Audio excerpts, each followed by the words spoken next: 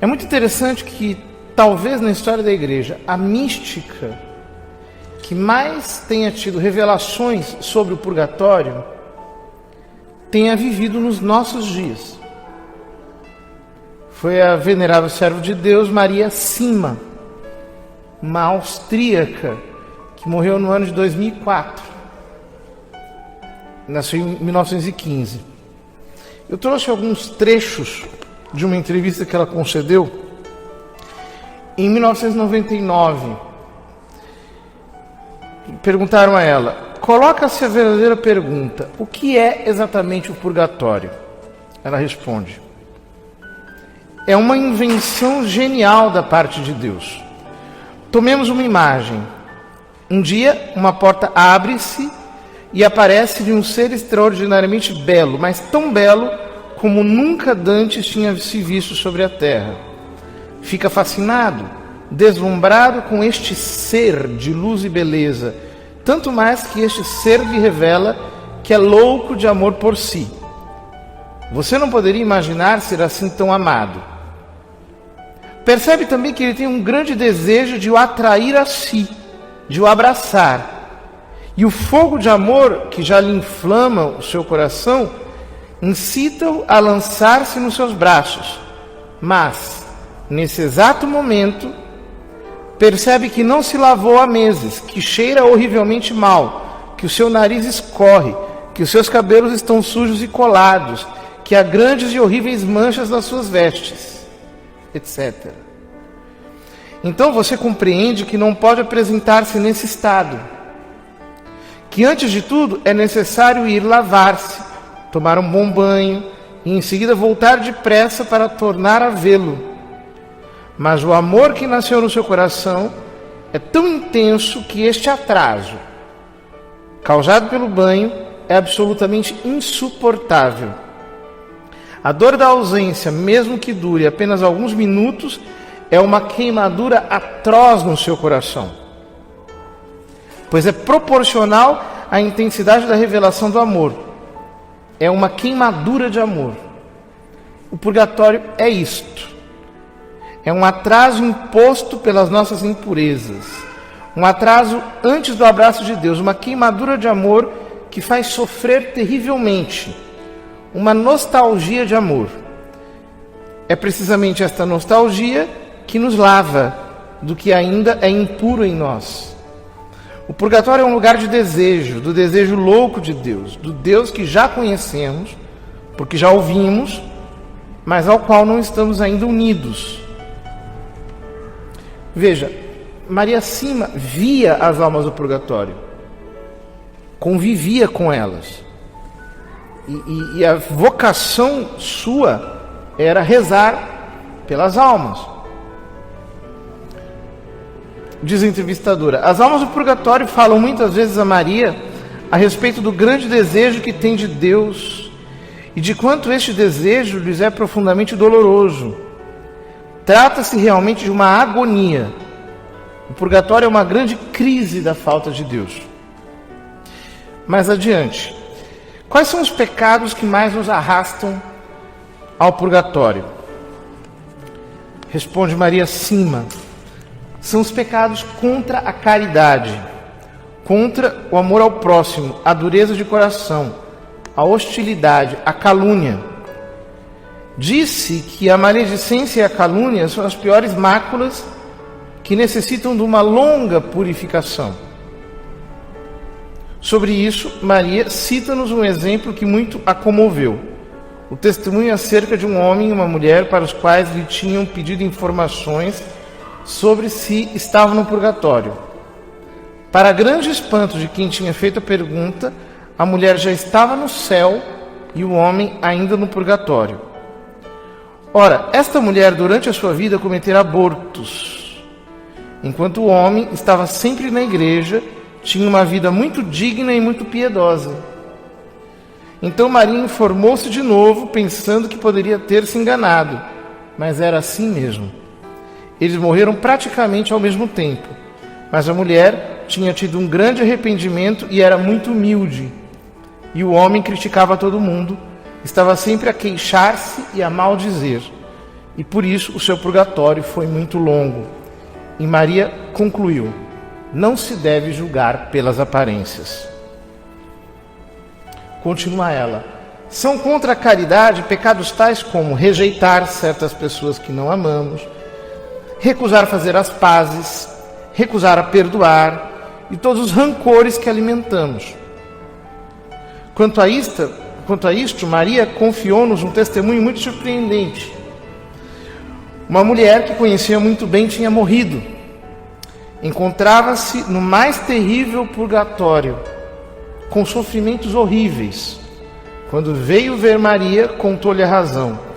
Ela teve uma amiga que se tornara sua grande inimiga. Ela era a causa desta inimizade. Alimentou-a durante anos, ao passo que muitas vezes esta pessoa tinha vindo pedir-lhe perdão e reconciliação. Mas ela sempre recusou o perdão até no seu leito de morte. Este fato é muito significativo. O rancor alimentado conduz a graves consequências. Quanto às palavras, nunca se dirá bastante o quanto uma palavra de crítica, de maledicência, pode realmente matar. E ao invés, uma palavra benévola pode curar. Mais adiante, irmã Emanuele pergunta: Maria Sima, pode nos dizer quais são os meios mais eficazes para livrar as almas do purgatório? Resposta: é a Santa Missa. Porque é Cristo quem se oferece em amor por nós. E a oferenda de Cristo, dele mesmo a Deus, é a mais bela das oferendas. O Padre é o representante de Deus, mas é Deus, Ele próprio, quem se oferece e se sacrifica por nós. A eficácia da Santa Missa pelos defuntos é tanto maior quanto maior tiver sido o seu amor pela missa durante a vida e dela participavam, de todo o coração, também durante a semana, de acordo com suas possibilidades. São estes que tiram grande proveito das missas celebradas pelas suas almas.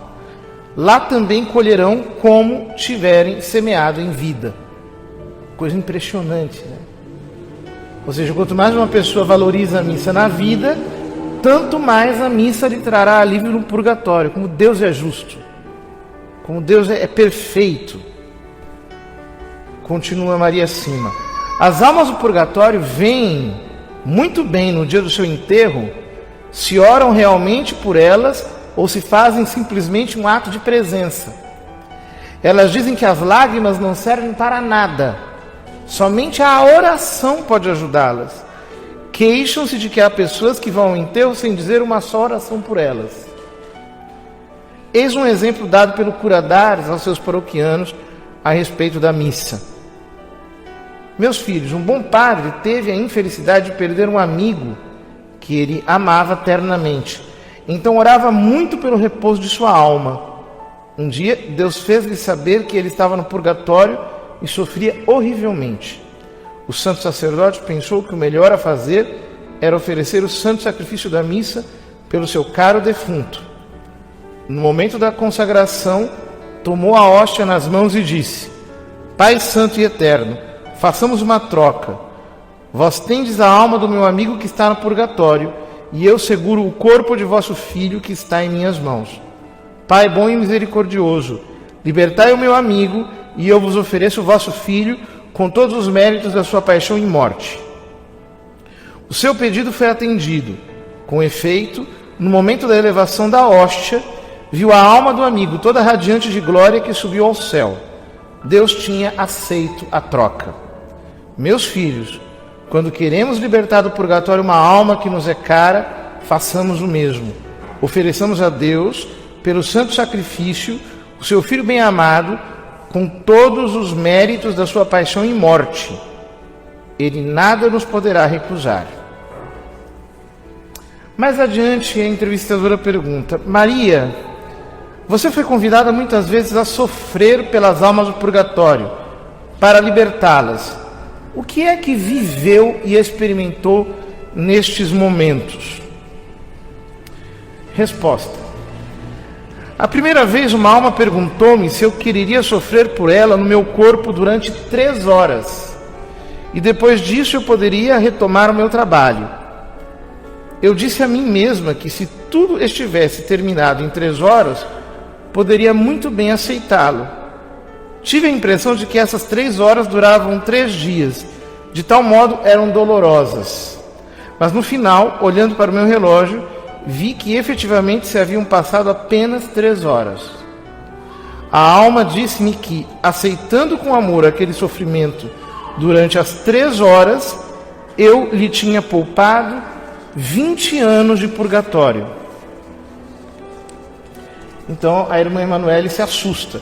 Por que 3 horas de sofrimento na terra para 20 anos de sofrimento no purgatório? Responde Maria Sima: porque os sofrimentos na terra não têm o mesmo valor.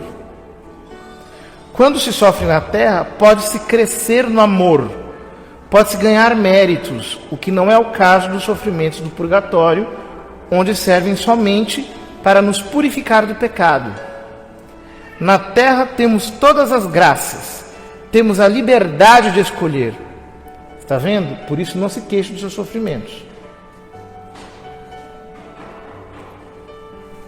Ou seja, quando Deus nos manda o sofrimento aqui, a proporção de sofrimento de que nós estamos sendo livres do lado de lá é incomparável. Continua Maria Sima: isto pode dar um sentido extraordinário aos nossos sofrimentos. Oferecidos e acolhidos com paciência e humildade, assim como os menores sacrifícios que podemos fazer, podem ter um imenso poder para ajudar as almas. A melhor coisa a fazer é unir os nossos sofrimentos aos de Jesus, depositando-os nas mãos de Maria, pois é ela quem saberá utilizá-los melhor, porque muitas vezes não conhecemos as necessidades dos que nos cercam. Maria Santíssima devolver-nos-á tudo na hora da morte, e os sofrimentos oferecidos serão os nossos mais preciosos tesouros no outro mundo. Então a irmã Emanuele diz: muitas vezes quando nos vêm os sofrimentos, nós nos revoltamos. É-nos muito difícil aceitá-los e vivê-los bem. Como viver o sofrimento para que ele possa produzir fruto? Maria Sima: os sofrimentos são a maior prova do amor de Deus. Se os oferecemos bem a Deus, podem salvar muitas almas. Irmã Emanuele: como fazer para acolher o sofrimento como um presente e não como uma punição, como acontece muitas vezes? Ela diz: é preciso entregar tudo à Virgem Maria, pois ela é quem melhor sabe quem tem necessidade de tal ou tal oferta para ser salva. A respeito do sofrimento, Maria Sima contou-nos um testemunho espantoso. Isto passou-se em 1954. Uma série de avalanches muito destruidoras caíram sobre uma pequena aldeia próxima da aldeia em que morava Maria Sima. Soube-se mais tarde que outras avalanches se desencadearam sobre ela, mas se detiveram de maneira totalmente milagrosa, de modo que não houve nenhum prejuízo. Neste lugar, morreu uma mulher que tinha estado doente durante 30 anos e que, mal cuidada, sofrera muitíssimo. Ela tinha oferecido todos os seus sofrimentos e suportara-os com paciência para o bem da sua comunidade. As almas comunicaram a Maria que a aldeia tinha sido preservada das avalanches graças à generosidade daquela mulher. Se ela tivesse tido boa saúde, não teria podido salvar a aldeia. Pelo sofrimento suportado com paciência, salvam-se mais almas que pela oração. Contudo, a oração ajuda a suportar os sofrimentos. Não olhemos o sofrimento sempre como uma punição. Pode ser aceite como expiação, não somente por nós mesmos, mas sobretudo pelos outros. Cristo era a própria inocência, e foi Ele quem mais sofreu pela expiação dos nossos pecados. Somente no céu conheceremos tudo o que obtivemos pelo sofrimento suportado com paciência, em união com os sofrimentos de Cristo. Veja que riqueza. São apenas alguns trechos. O livro é bem maior, mas Nós vemos aqui na experiência da Maria Sima o que o convívio com as almas do purgatório pode produzir em nossa alma. Ou seja, nós passamos a enxergar tudo de uma maneira sobrenatural. O que importa é a salvação eterna e, no plano da caridade, adiantar o quanto antes a união destas almas que estão presas no purgatório com Cristo, seu divino esposo, que quer unir-se a elas para lhes comunicar a sua alegria, a sua santidade. Não canonizemos as pessoas na terra, isso é errado. Às vezes nós dizemos, não, fulano era tão bom, não preciso nem rezar pela alma dele, já está no céu. E a pessoa está lá penando no purgatório, abandonada, esquecida, porque não se reza por elas. Um dia nós também iremos para o purgatório. A Maria Sima diz na entrevista, em determinado momento, eu creio que eu irei para o purgatório. Imagine, uma mulher que tinha uma santidade tão grande, dizia de si mesma, eu irei para o purgatório certamente. Por quê? Porque a quem muito foi dado, muito será cobrado. Vamos, portanto, queridos irmãos, sufragar as almas do purgatório e ler coisas da doutrina da igreja que falam sobre isso, esses testemunhos desses santos místicos, para avivar mais a nossa consciência dessa realidade. Porque, lamentavelmente, as pessoas parece que esqueceram disso tudo. Não existe mais céu, nem inferno, nem purgatório, nem nada, nem sufrágio.